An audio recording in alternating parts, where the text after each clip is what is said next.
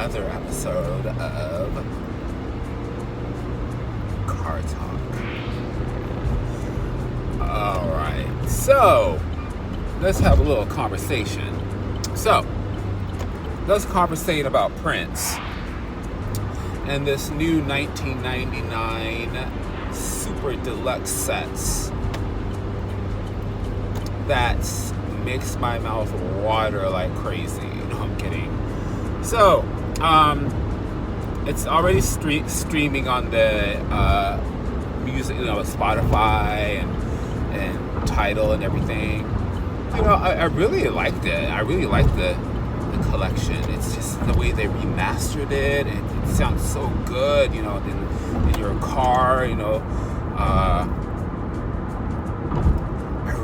the packaging is beautiful. I don't have it yet. I'm going to get my hands on the Super Set. The Super Set has, I actually went to the record store to take a look at it. They only had the album, the double album with a code where you can get a download for some music.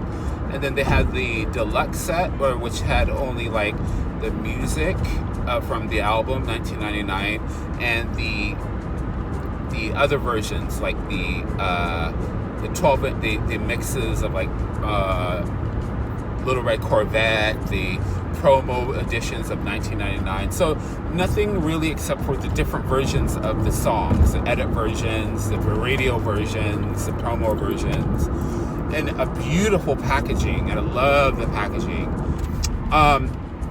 And the Super Deluxe set comes with that also comes with a promo code, a code to download some music. But I'm wondering what that is. Is it to download the unreleased music?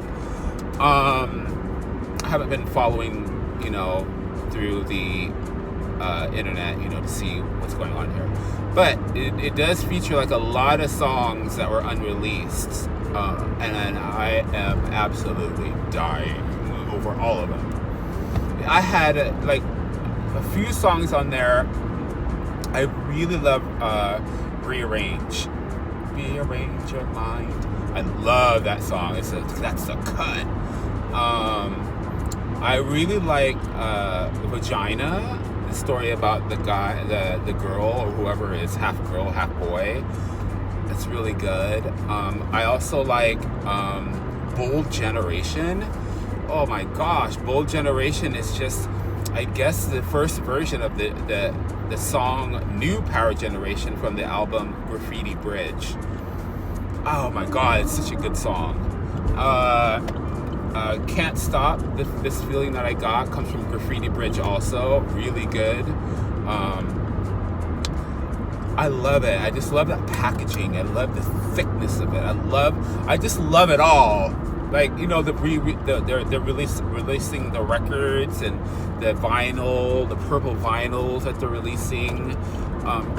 But my only issue is that I separate Prince and the now Prince estate. I separate it from what Prince would have done.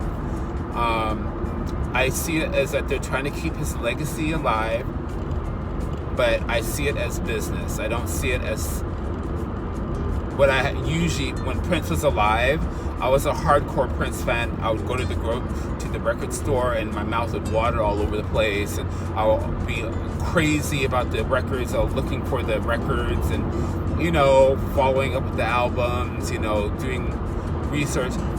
But now I see it as they're just trying to make money to keep his estate alive. Not how it used to be, where you're waiting for his new album. It's not like that anymore. Although it is exciting to see the unreleased music, but it just doesn't match how it used to be. Like, I feel like the songs that they picked on the album doesn't really match 1999. I feel like some of those were written earlier. It should have been done. Maybe they should re-release like Controversy or something and put those songs on that album. But they did the best, and it's really beautiful. But when Prince passed, that was it. that I was done already. With all the drama that's happening with, I guess you would say, the Prince crew, or Prince,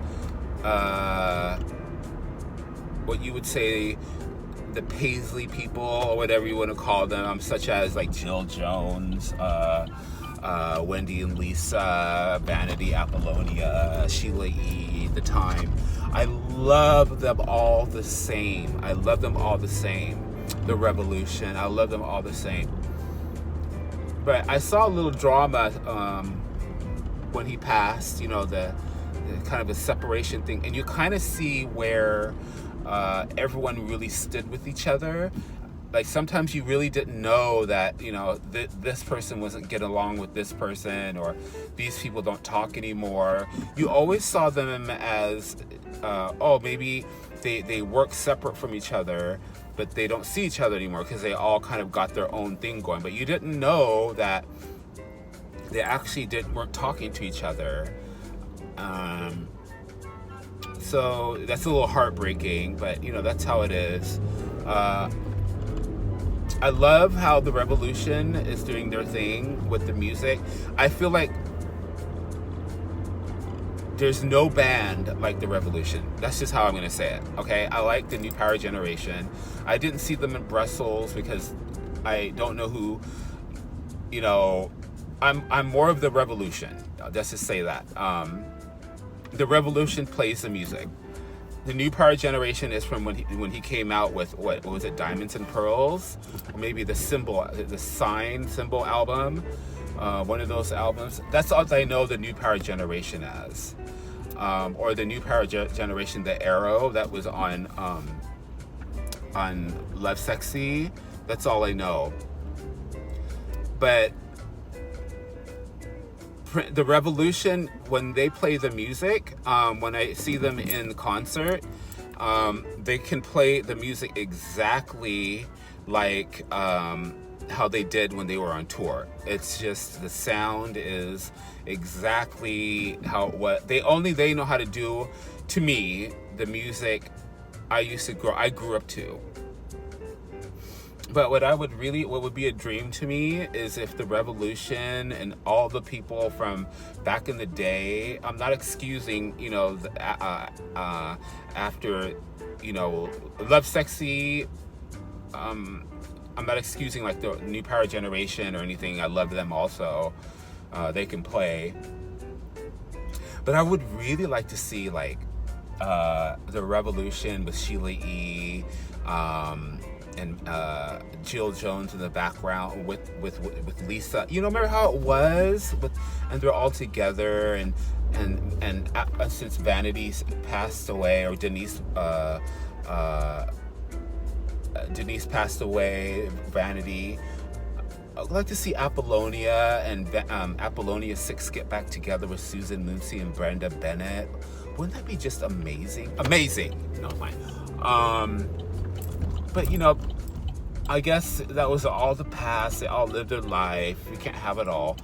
But you gotta be happy that they're releasing all these albums, the 12 inches, the 12 inches from Paisley Park. And remember when back in the days you used to go to the record store when Raspberry Beret came out, and you're like, oh my god, the 12 inch has to be out, and then you buy the record and there's the backside. You always wanted to know what the backside was, and the B-side, and you would be so happy in your collection, and just those were the days. And it feels like they're starting to come back a little bit with those days, but it's not the same. I mean, I'm happy that they're bringing back the vinyl and stuff, but Prince passed, so they can't, they can just hold on. Prince is always, his legacy will always be there, but you can't, you have to realize that the decisions was not what he would have probably not wanted, like when they released originals. And I know that some of the songs that they re-released, on the 1990, I know he's like, what the, You put that back in the vault. But we gotta keep him alive, don't we?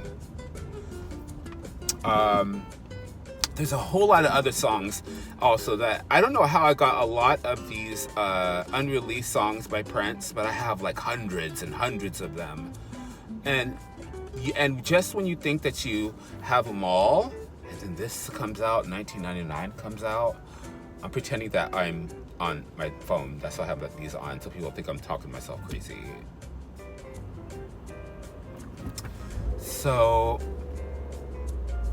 anyways, that's what do you think? Do you think I'm wrong about separating the estate from Prince?